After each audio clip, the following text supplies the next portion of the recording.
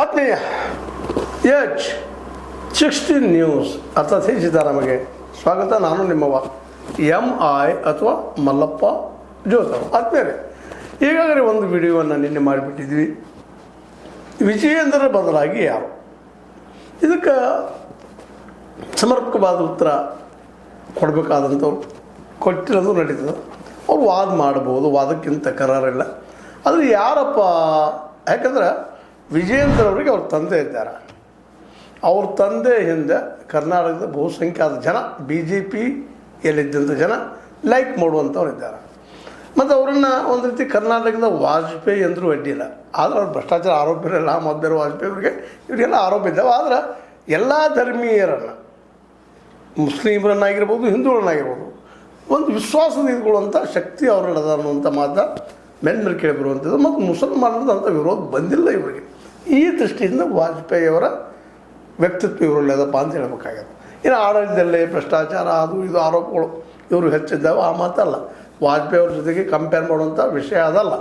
ಆದ್ರೆ ಧರ್ಮದ ವಿಷಯ ಬಂದಾಗ ವಾಜಪೇಯಿಯವರ ಒಂದು ನಿಲುವನ್ನು ನಮ್ಮ ಈ ಯಡಿಯೂರಪ್ಪನವರು ವಹಿಸ್ಕೊಂಡಿದ್ದಾರೆ ಅನ್ನೋದು ಏನು ಸುಳ್ಳಲ್ಲ.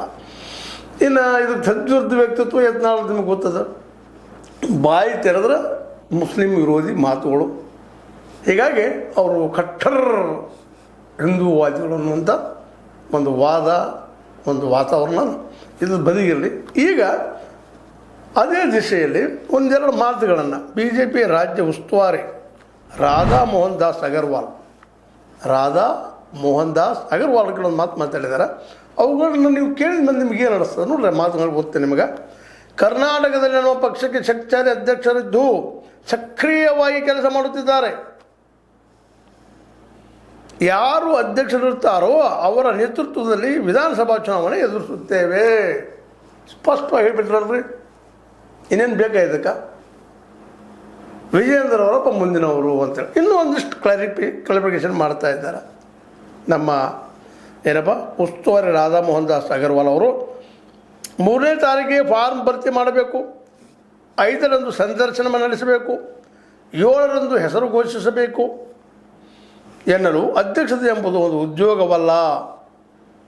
ಈಗಿನ ಅಧ್ಯಕ್ಷರ BY ವಿಜೇಂದ್ರ ಈಗಿನ ಅಧ್ಯಕ್ಷರ ನೇತೃತ್ವದಲ್ಲೇ ಲೋಕಸಭೆ ಚುನಾವಣೆ ಎದುರಿಸಿದ್ದೇವೆ.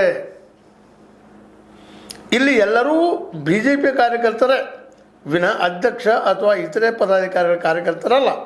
ಅಧ್ಯಕ್ಷರು ಬದಲಾದಾಗ ಹಳೆಯ ತಂಡ ಬದಲಾಗಿ ಹೊಸದನ್ನು ರಚಿಸಲಾಗುತ್ತದೆ ಬದಲಾದಾಗ ಅನ್ನುವಂಥ ಮಾತನ್ನು ಹೇಳ್ತಾ ಇದ್ದಾರೆ. ಇನ್ನೊಂದು ಮಾತು ಸೇರಿಸ್ತಾ ಇದ್ದಾರೆ ಈ ಸಂದರ್ಭದಲ್ಲೇ.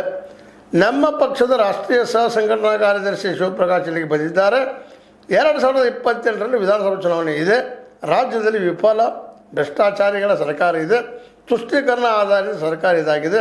ಅದು ಕರ್ನಾಟಕದ ಜನರಿಗೆ ಮೋಸ